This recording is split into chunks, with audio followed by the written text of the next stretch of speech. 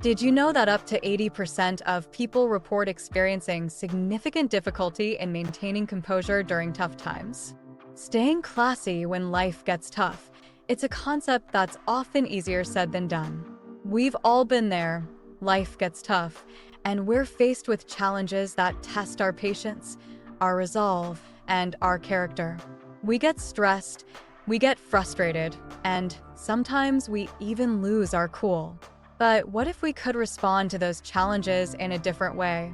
What if we could stay calm, stay focused, and stay classy, no matter what life throws our way? Have you ever found yourself in a situation where your emotions took control? Where a simple disagreement turned into a full-blown argument? You're not alone.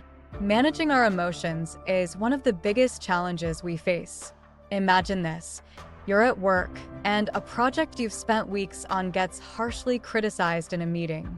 Your heart races, your face flushes, and before you know it, you're snapping back, defending your work with anger. The room falls silent, and you immediately regret your reaction. Sound familiar? Why does this happen? Why do we sometimes let our emotions get the best of us? It's because, in the heat of the moment, it feels impossible to pause, to breathe, to think. We're overwhelmed, and our natural reaction is to fight back or shut down. But what if, in that moment, you could take a step back? What if, instead of reacting with anger, you could respond with calm and clarity? It's not easy, but it's possible. By practicing mindfulness, by recognizing the signs of rising emotions, we can learn to pause before we react. The next time you're in a tense situation, try taking a deep breath. Ask yourself, how do I want to handle this? What outcome do I want? When you choose calm over chaos, you open yourself up to new possibilities. You might find that the conversation becomes more productive, that relationships strengthen, and that opportunities you never imagined start to appear. Before we continue with a spiral of negative thoughts, please subscribe to the channel, hit the notification bell, and leave a like. Thank you. Have you ever noticed how easy it is to spiral into negative thoughts when life isn't going your way? It's almost like our minds have a built-in magnet for focusing on the worst-case scenarios. Imagine this. You've just received disappointing news. A job opportunity fell through, or a long-planned event was canceled. Instantly, your mind starts racing. Why does this always happen to me? You wonder. You start thinking about all the things that could go wrong next, and soon, it feels like everything is falling apart. But here's something to consider. What if, instead of getting lost in the negativity, you paused and looked for the positive? It's a tough shift to make, but what if you asked yourself, what can I learn from this? Maybe the job wasn't the right fit after all, or perhaps the cancellation opens up time for something better. When you start looking for the silver lining, it changes everything. You're no longer stuck in a cycle of despair. You're actively searching for hope, for opportunities, for growth. Does it mean the situation isn't hard? Of course not. But by choosing to focus on the positives, you build resilience. You start to see that even in adversity, there are lessons to be learned and strengths to be gained. And the more you practice this mindset, the stronger it becomes. So, the next time life throws you a curveball, ask yourself, what's the silver lining? How can I grow from this? When you make that choice, you're not just surviving, you're thriving. And that's the true power of positivity. Take, for example, Audrey Hepburn. After achieving fame as a Hollywood icon, Audrey faced several personal challenges, including multiple miscarriages and a difficult divorce from actor Mel Ferrer. Despite these hardships, she maintained her grace, elegance, and kindness. Later, she shifted her focus from acting to humanitarian work, becoming a goodwill ambassador for UNICEF. She traveled to some of the world's most impoverished and war-torn regions, advocating for children's rights and well-being.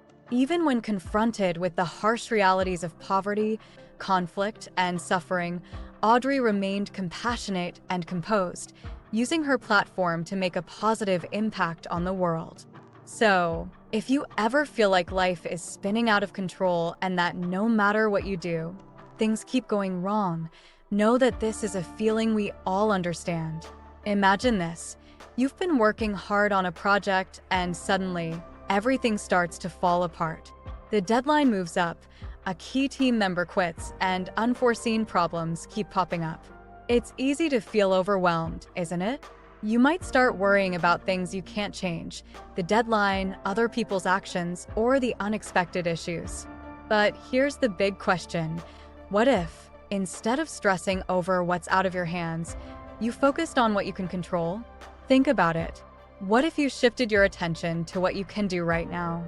Maybe it's organizing your tasks, asking for help, or simply taking a deep breath and prioritizing the most critical steps.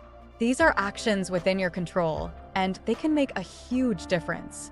When you let go of what you can't change and focus on the small, consistent steps you can take, something incredible happens. You start to feel more empowered. The chaos seems a little less daunting. You realize that while you can't control everything, you can control how you respond. And that's where your true power lies. So, next time, just ask yourself, what can I control? What's one small step I can take?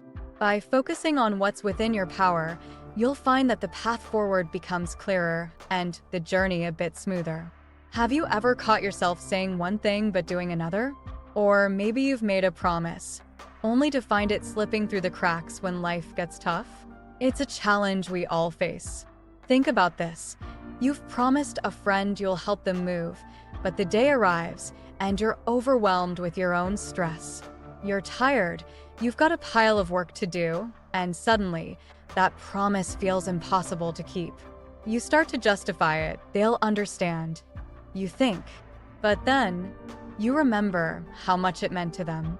You realize that your word matters, especially when it's hard to follow through.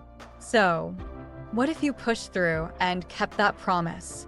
What if, instead of letting stress dictate your actions, you chose to be consistent? You show up, help out, and maybe even find that the day wasn't as exhausting as you thought it would be. You feel good because you followed through, because you aligned your actions with your words. Why does this matter? Because consistency builds trust. When people see that you mean what you say, even when it's inconvenient, they respect you more. And here's the kicker.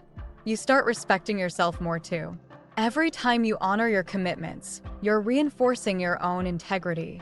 You're telling yourself, I'm someone who shows up no matter what. So, the next time you're tempted to let a promise slide, ask yourself, how do I want to be remembered? What kind of person do I want to be? By choosing consistency, even when it's tough, you're not just earning respect, you're building a reputation of reliability and strength. And that's something worth striving for every day.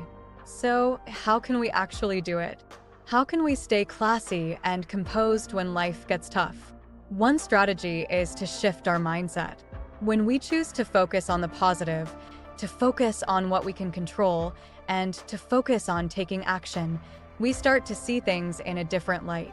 We start to see opportunities where we saw obstacles, and we start to feel more empowered and more in control. Another strategy is to prioritize self-care.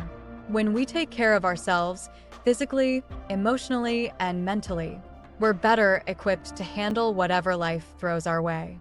We're more resilient, we're more focused, and we're more calm. So what does self-care look like for you? Is it getting enough sleep, exercising regularly, or practicing mindfulness? Whatever it is, make sure you're prioritizing it, especially when life gets tough. So, what's the takeaway? What's the main thing we can learn from staying classy when life gets tough? For me, it's that it's not about being perfect. It's about being consistent. It's not about being right. It's about being respectful. And it's not about winning. It's about growing. When we choose to stay classy, we open ourselves up to new opportunities, new connections, and new growth. So, I encourage you to commit to staying classy, no matter what life throws your way. What about you?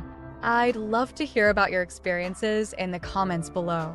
Please don't forget to share, like, and subscribe so you never miss any interesting content. Thanks for watching, and I'll see you in the next one. And remember, stay classy. Manners matters.